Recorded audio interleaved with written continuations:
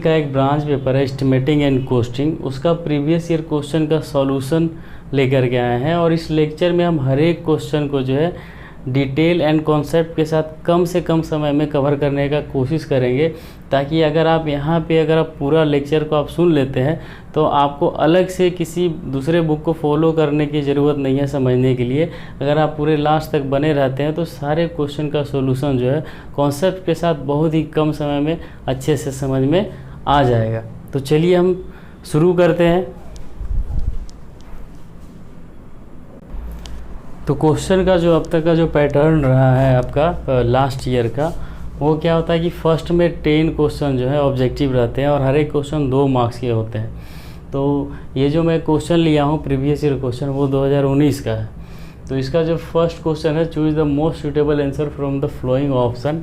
ठीक है, objective question है। फर्स्ट 10 क्वेश्चन जो है, क्वेश्चन नंबर 1 में 10 ऑब्जेक्टिव क्वेश्चन है और हर एक क्वेश्चन का मार्क्स जो है 2 मार्क्स का है। तो फर्स्ट है इसमें, what are the types of estimate. Option आपके दिए हुए हैं, plinth area estimate, preliminary estimate, C detail estimate and D all the above. तो इसमें से कौन सा आंसर होगा? आप सभी जान रहे होंगे कि इसमें से जो आंसर होगा ये सभी जो है एस्टिमेट के टाइप्स हैं। तो आंसर आपका क्या होगा? डी। ठीक है, नेक्स्ट जो आपका ऑब्जेक्टिव क्वेश्चन है वो है mode of measurement in earthwork. That means मिट्टी का जो काम होता है, कोड़ाई का या फिर फिलिंग का। ठीक है, इन एक्सकवेशन ट्रेंचेस, यानी कि यहाँ पे ट्रेंच जो हम बनाते हैं उसमें जो एक्सकवेट करते हैं, मिट्टी की जो कोड़ाई करते हैं, उससे हम किस में मापते हैं? L into B into D यानी मीटर क्यूब में, L इंटू बी यानी मीटर स्क्वायर में, दोनों में, बोथ A एंड B और नॉन ऑफ दीज। तो ये जो हमारे सामने ऑप्शन है, इससे स्पष्ट है कि इसका जो हम लोग मेजर करते होंगे वो वॉल्यूम में मेजर करेंगे। तो आपका ऑप्शन ए जो है सही होगा, L into B into D, that means metre cube में।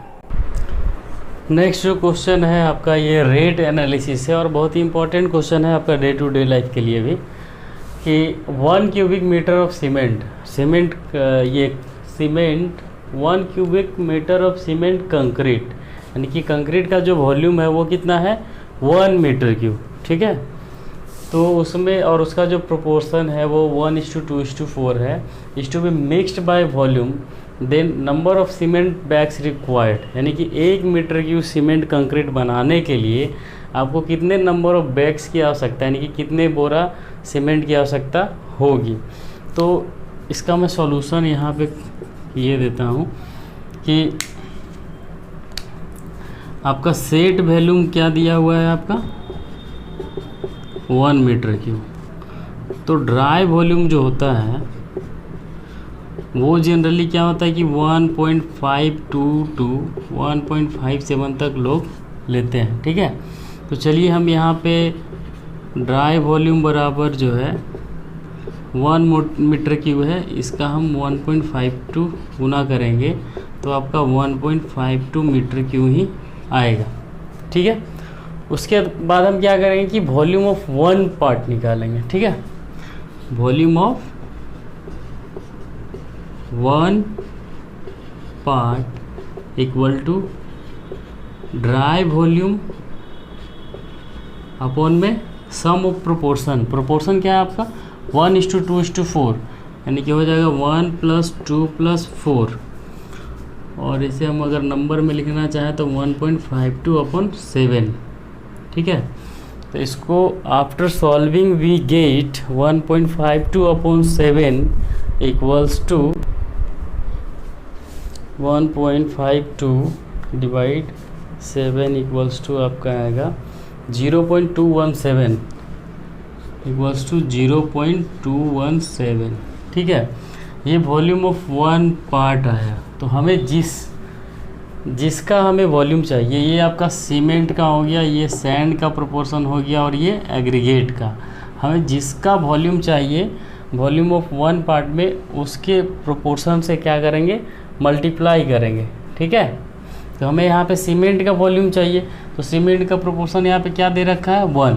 तो अगर हम इसे 1 से मल्टीप्लाई करेंगे तो इतना ही रहेगा, यानी कि वॉल्यूम ऑफ सीमेंट आपका क्या हो जाएगा? यही हो जाएगा, वॉल्यूम ऑफ सीमेंट, ठीक है। ये आपका वॉल्यूम ऑफ सीमेंट हो गया।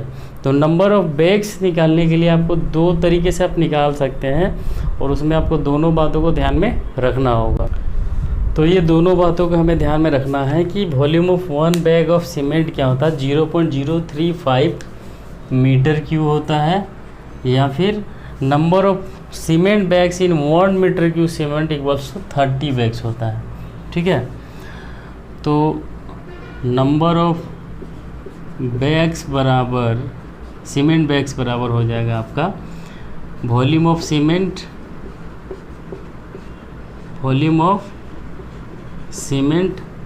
Upon volume of 1 bag cement, ठीक है। तो ये हो जाएगा आपका वॉल्यूम ऑफ सीमेंट है 0.217 अपॉन में हो जाएगा आपका 0.1 बैग सीमेंट का वॉल्यूम क्या होता है 0.035। तो ये after solving we get divide 0.035 equals to 6.2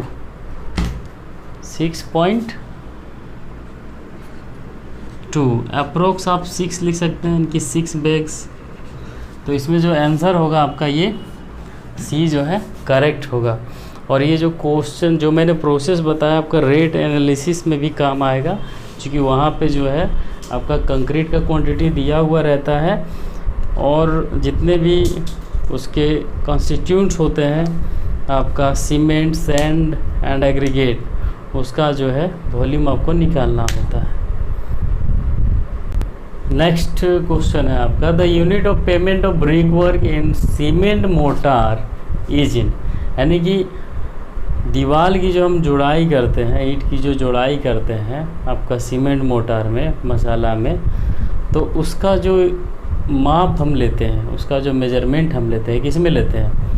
A option है आपका क्यूबिक मीटर, जिसे हम मीटर क्यूबिक कहते हैं। बी है आपका स्क्वायर मीटर या मीटर स्क्वायर। सी है आपका रनिंग मीटर। डी है नॉन ऑफ दीज। तो इसमें से जो ऑप्शन होगा आप भी समझ सकते हैं कि क्या होगा आपका आंसर। ए जो है वो होगा, यानी कि दीवार का जो काम होता है, दीवार की जुड़ाई का जो काम होता है, उसे हम क्यूबिक मीटर या हम कह सकते हैं कि मीटर क्यूब में मेजर करते हैं। नेक्स्ट क्वेश्चन है आपका in detail estimate the provision of CNC. Contingency को शॉर्ट में हम सीएनसी भी कह सकते हैं। ये जो टोटल कॉस्ट का कितना परसेंटेज होता है, तो टोटल कॉस्ट का जो है आपका कंटीजेंसी जो होता है वो मात्र 3% होता है।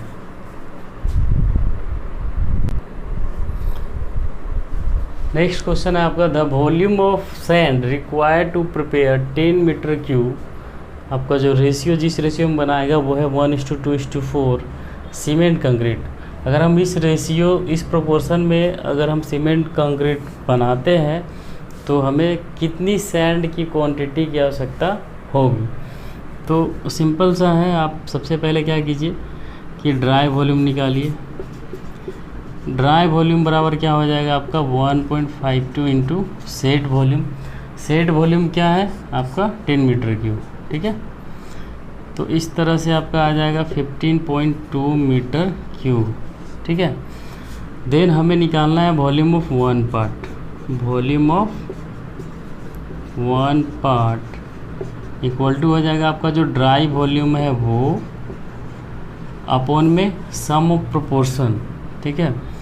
1:1 + 2 + 4, ये आपका है 1:2:4। ये तीनों को हम ऐड कर देंगे तो आपका हो जाएगा 15.2 अपॉन में 7, ठीक है। तो इसे अगर हम सॉल्व करते हैं तो आपका आएगा 15.2 अपॉन में 7 equals to 2.17 metre cube. Volume of 1 part ये आया। ये है आपका cement, sand and aggregate.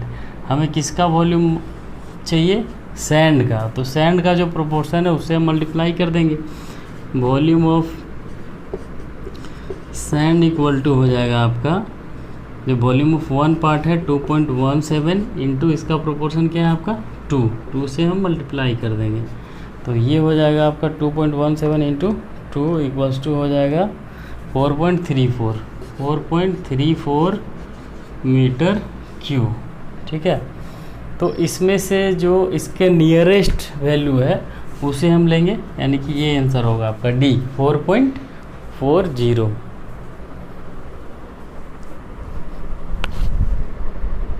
Next and very important question है कॉम्पिटिटिव पॉइंट ऑफ व्यू से भी, कि द टोटल लेंथ ऑफ क्रैंक्ड बार, यानी कि जो बेंट अप करते हैं हम, यानी कि किनारे में जो मोड़ते हैं हम सब नियर द सपोर्ट, ठीक है, रॉड को through a depth D in case of beam of effective length L, तो टोटल लेंथ क्या हो जाएगा। ठीक है, तो टोटल लेंथ का जो ज्योमेट्री है वो बहुत ही सिंपल है, अगर आप ध्यान से देखें तो आपको समझ में आ जाएगा। ये मान लीजिए क्रैंक किया गया है, ठीक है, और क्रैंक जो है आपका जनरली 45 डिग्री पे किया जाता है, तो ये डेप्थ डी है, तो चूँकि 45 डिग्री तो ये भी 45 डिग्री होगा, तो ये जो डिस्टेंस होगा वो भी क्या होगा, डी होगा। ठीक है, अगर क्रैंक नहीं किया जाता तो मेरा लेंथ कौन सा होता, ये वाला। ठीक है, तो क्रैंक करने के कारण जो लेंथ जो एक्सेस हुआ है वो क्या होगा कि ये जो इंक्लाइंड लेंथ है वो इससे कितना ज़्यादा है, वही लेंथ बढ़ा है, तो हम क्या करेंगे, इंक्लाइंड लेंथ हम निकाल लेंगे और उसमें से हम इसे माइनस कर देंगे, तो हमें पता चल जाए कि कितना लेंथ जो है क्रैंक होने के कारण बढ़ा है। तो ये चूँकि हाइपोटेनस है, तो हाइपोटेनस को किसी के भी रिस्पेक्ट में निकालेंगे। अगर हम ये इसके सामने ये अगर 45 डिग्री लेते हैं तो ये आपका क्या हो गया, आपका परपेंडिकुलर, और इसके रेस्पेक्ट में निकालते हैं तो ये आपका क्या हो गया, बेस हो गया। तो डी अपॉन क्या हो जाएगा, डी अपॉन इस साइड के रेस्पेक्ट में निकालेंगे तो, या इस साइड के रेस्पेक्ट में निकालेंगे तो इसके रेस्पेक्ट में निकालते हैं। ठीक है, तो डी अपॉन क्या हो जाएगा, कोस 45, यानी कि डी अपॉन कोस 45 का वैल्यू क्या होता है, 1/√2, √2 ऊपर चला जाएगा, यानी कि √2 डी। ठीक है, तो एक्सेस लेंथ क्या हो जाएगा आपका, एक्सेस लेंथ जो हो जाएगा वो इंक्लाइंड लेंथ जो है आपका, उसमें से हम इस डी को क्या कर देंगे, माइनस कर देंगे। तो रूट, ये दोनों में डी कॉमन है, तो डी हमने कॉमन ले लिया, तो √2 - 1। ठीक है, और हम जानते हैं कि √2 का वैल्यू क्या होता है, √2 बराबर होता है 1.41। ठीक है, तो ये हो जाएगा आपका डी ब्रैकेट 1.41 - 1, यानी कि 0.41 डी। तो ये एक तरफ क्रैंक करने से हुआ, बोथ साइड क्रैंक करेंगे तो क्या हो जाएगा कि ये और बढ़ जाएगा, यानी कि गुना 2। तो जो क्रैक्ड बीम रहेगा उसका जो लेंथ क्या हो जाएगा, अगर वन साइड क्रैंक रहेगा तो ये होगा, और बोथ साइड क्रैंक रहेगा तो ये होगा। ठीक है, तो क्रैंक बार बोला है, यहाँ पे बताया नहीं कि वन साइड है कि बोथ साइड है, तो हम बोथ साइड मान करके टिक करेंगे कि ये L + 2 × 0.42 डी है।